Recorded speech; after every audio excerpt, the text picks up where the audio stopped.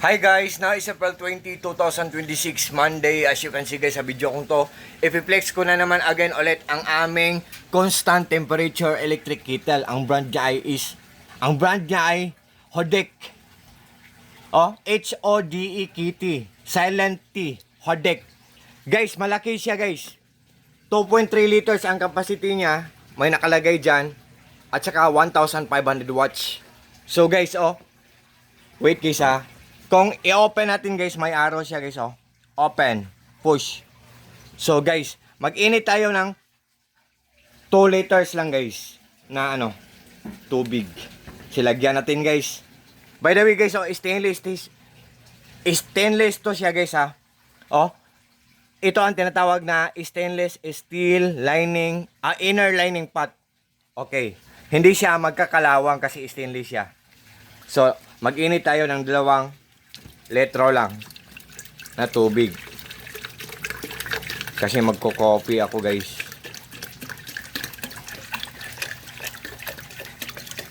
Yan. Wait. Hindi ko isasabi ang brand ng coffee ko. Ito guys. Sugar at saka coffee. Walang brand dyan.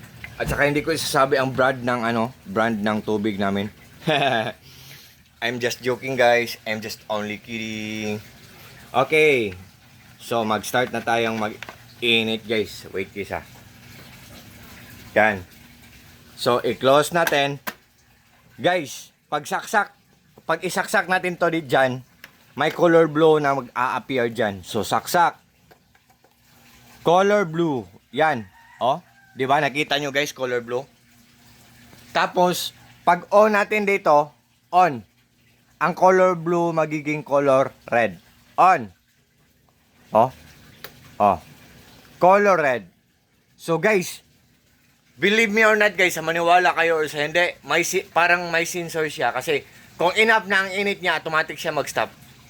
Ang color red, oh, nag-iinit siya. Pag enough na ang init niya, babalik siya sa color blue tapos may ririnig tayo na tak. Babalik siya sa off. Tapos, babalik siya sa blue. Automatic siya na mag-stop kasi enough na ang init niya. At ito po ang coffee ko guys, oh. Ito ang partner ko guys, oh. Magko-coffee ako. Ito ang coffee ko guys, oh. Hindi ko isasabi ang brand. Yan.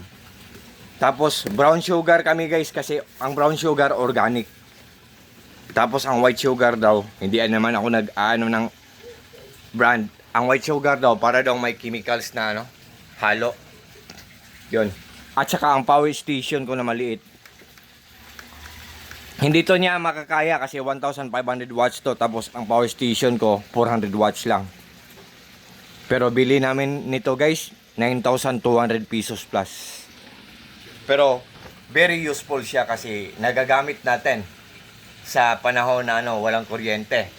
TV pwede siya. Itong freezer umaandar to nang dahil dito. TV umaandar to. Dahil dito, 55 inches ang TV namin. Yan. Mga selling fans sa koi fish pond ko, sa mga koi fishes ko. Yan. So, mag-aantay tayo guys. Yan. So, hindi na lang natin naantayin guys. So, sa lahat po ng mga friends ko dyan, nangangailangan ng heater po, electric kettle po. Just trust me, just click my link and just try po. Namimili po talaga kami ng mga gadgets na yung magagamit namin pero matipid lang sa kuryente. Namimili po talaga kami kasi meron kaming solar power system setup. Zero electric bill kami every month. Wala kaming binabayaran maski piso every month. Kasi marami kaming mga solar panel sa bubong namin, sa roof namin. May generator kami, portable solar generator, 2. Ito ang generator namin na maliit. Yan.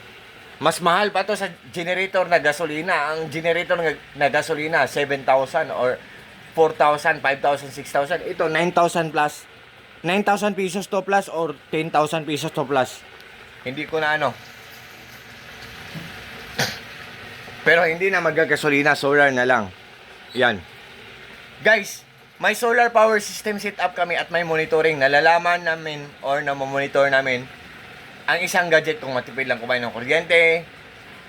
Yan.